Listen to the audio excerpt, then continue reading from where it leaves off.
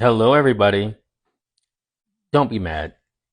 I know I didn't announce that I was doing a live, um, because I wasn't sure if I was going to do it, and then I decided to do it. I didn't think I also would have time, so I'm doing a quick live because I'm thinking about tonight's lunar eclipse. I've been reading and seeing a lot of astrologers talk about it, and I think many are doing a very competent job. So I'm not trying to say anything they're not already saying, and some of you have been following me for years, so you know or probably expect he's going to talk to us about not doing any magic work or charging our crystals during a lunar eclipse, and I'm not. If you are going to do, charging your crystals and you want to plug a knife into a socket that's called a lunar eclipse, knock yourself out. I wouldn't do it, but I know some of you may be inclined to do it. So I guess I just did it, but that's not why I'm here. This eclipse is pretty significant if you have planets near 25 degrees of Pisces or Virgo, and we could say by extension Sagittarius and Gemini, the mutable signs.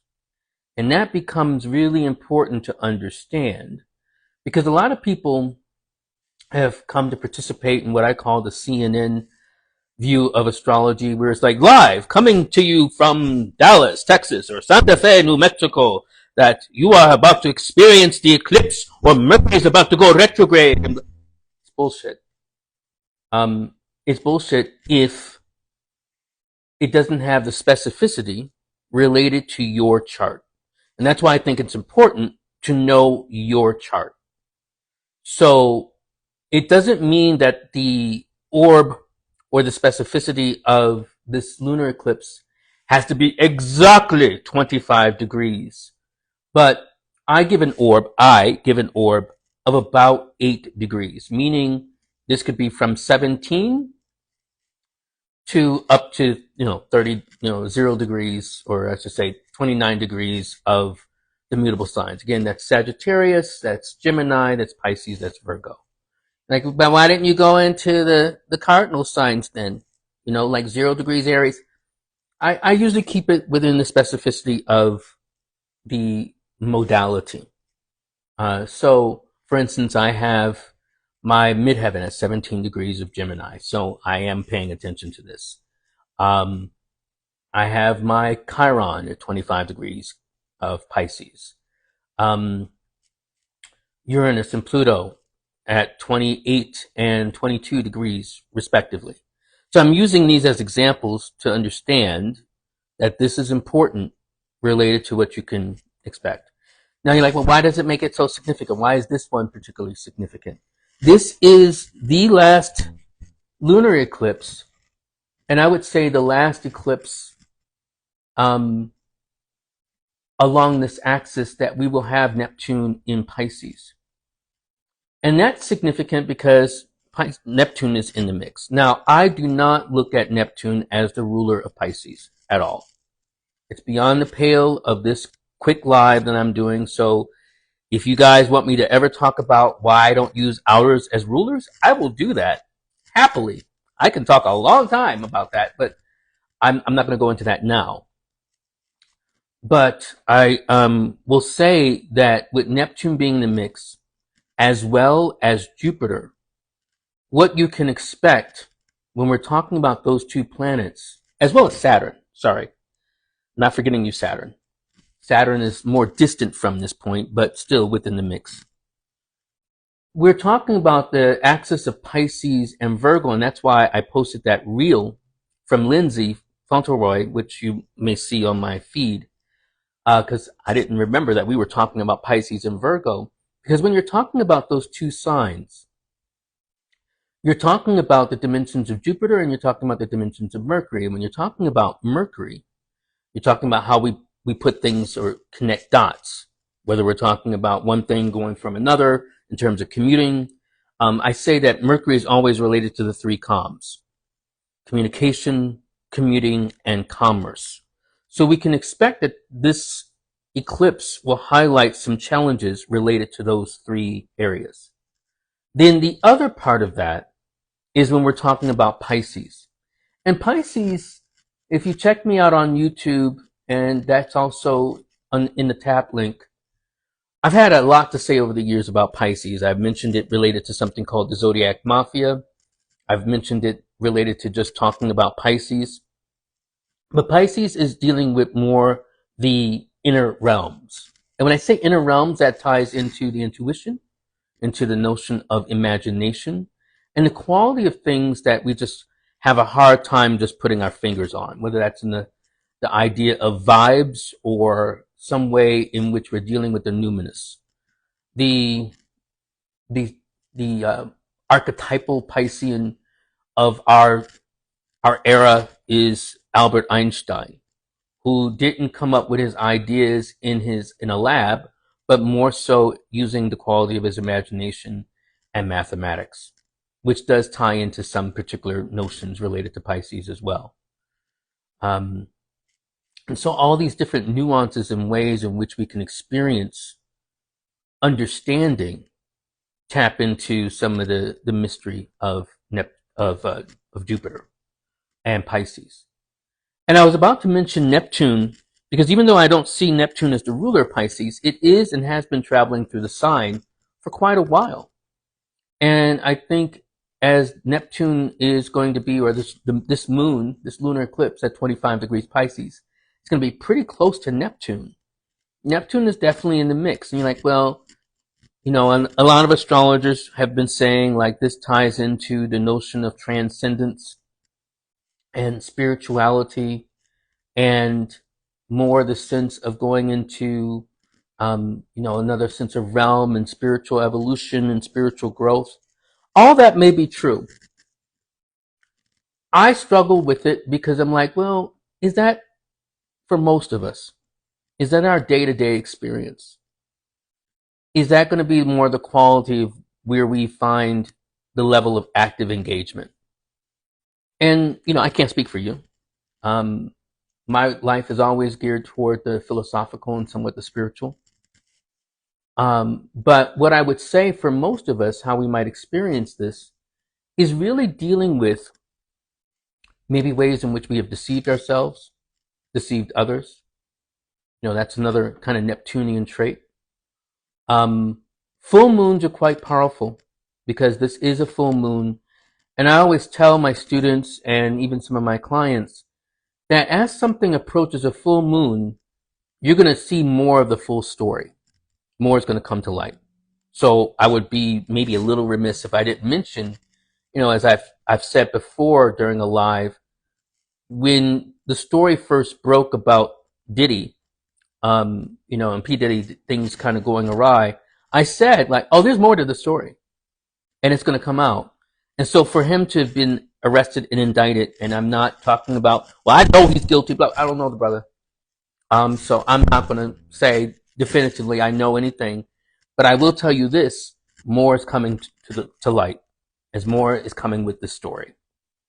You can be guaranteed that with this breaking at a full moon. And what that means for the ordinary person is that it's going to highlight the fact that things that have been in development for you are coming more to light, and you are going to be responsible for dealing with what delusions, what misperceptions, what particular things are you not quite grasping about this particular situation in your life or moment. And it's not necessarily going to manifest just on the day of the eclipse. A lot of people think astrology works like to the minute, or like we used to say, on the dime. And it rarely works on the dime. If you want to understand more about astrology, we can see that the buildup for the eclipse has been happening for some time, and it's going to take maybe 3 months or so after the eclipse. So this is not so much like, okay, well, we're gonna see it immediately. It doesn't work like the World Wide Web or Amazon.com or Burger King, where you can have it all your way. It doesn't work like that. Even though we try to make it out like, no, well, Mercury's direct now, everything's okay, you can all come out to play. And no, it doesn't.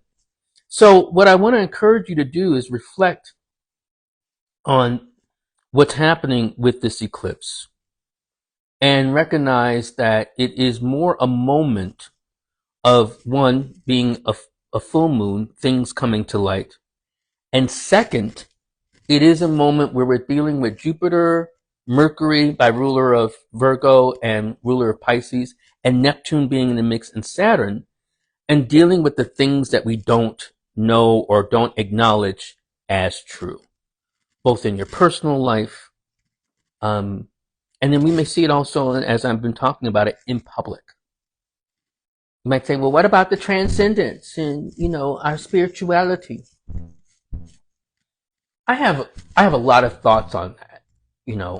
I'm letting you know in advance. I'm writing a book. Finally, right, Sam? Damn, Sam, you've been forever. I'm literally am writing it. I'm like on chapter 9. And so some things are going to probably surprise some of you in terms of my thinking. Some of you who know me well or who have been my students, you are not going to be surprised by some things I'm saying. But one thing I will say related to spiritual development and things. One, I think spiritual work is a very private matter. And I think one of the downsides of so much of our spiritual life becoming public, when I say becoming public, either through social media, on social media, meaning we talk about it, or other people coming in with their thoughts about it. When I say it's a very private matter, it's like your encounter with the gods or God who has chosen you. Notice how I framed that, and you've chosen, which may not necessarily be in alignment with you or for you. It also deals with how you're walking along your path. And again, to kind of say what that might mean for each individual in a collective statement may just come out in the wash. Like, say that again in a different way, Sam. It may be that, when people are trying to ascribe what is true for someone's spiritual development, they may be, because I can't say for you what are the markers related to your spiritual development. And when we say, because I see Jen saying, for the collective, I'm going to be very frank with you, and you guys are probably used to me being frank. I don't know what the fuck that means. The collective, which collectives? I was trained in public relations at Syracuse University, and one of the first things that was debunked, because we had to deal with the specificity of a message for a particular set of publics, was the idea of the masses, the collective. There is no such thing. You are not a mass. You are not a collective. You are an amalgamation of so many distinct publics and interests, and many of them competing, that there may be some points of alignment related to some aspects of messaging, but there are distinctions in your messaging and your demographics and psychographics. That's the science behind it. So when we talk about collective and we talk about what's for the spirit and for spiritually for all people, I think it's somewhat of a ruse, because it has to be what resonates with you. And we like to think as astrologers, I am talking to the collective. I'm talking to my audience. And my audience is going to be keen to my messaging, my personality, and an amalgamation of other things that are, related to me. You may disagree, and I would love to hear that. Some of you know I debate. I do not argue, meaning I am not trying to sway your opinion, but I believe in the clear articulation of ideas. Again, that goes along with this eclipse. I think that's important to have discussions rather than, again, be mired in our own little silos, thinking like what I believe and what I know is the truth, and this is how it works and how it has to work. And I don't think that's true. Yeah, and this is kind of more what I want to hear. People are saying, I see Scorpio 6 times astrology saying that it's in your 9th house, and then you deal with things so I can continue to seek. For me, it's in my 1st and 7th house. So attending to aspects and understandings of related to relationship really becomes important. So thank you for this live. I'm going to have office hours because, I have my classes that started last weekend. So if you don't know about them, that's also in the tap link. And so we have office hours. So my students can come and talk about questions that they have, either in the subject material I presented in class or just to talk about issues related to astrology in general. So, or their, understanding of even things related to metaphysics. But I'd like to thank you for tuning in. I saw some people, I didn't do my usual, like, hey, blah, blah, blah, and I didn't interrupt myself. Um, Kara, I want to thank you for things you said. Hello, I saw Taya. I saw Taya's, I don't know if she's still here. And let me see. Brandon also was here, and I think Callie was here. Um, so I want to thank everyone who's kind of joined in. Shantae 523. Oh, Rohane, who I met in New Orleans. Hello. Um, Lizzie, the Astro. I like that. The Astro Yachtis. That just got us. Yachtis. Um, yeah, from Tucson. Well, anyway, thank you, everyone, and I will catch you on the flip side. I will make sure that this also posts as a reel. Auf Wiedersehen.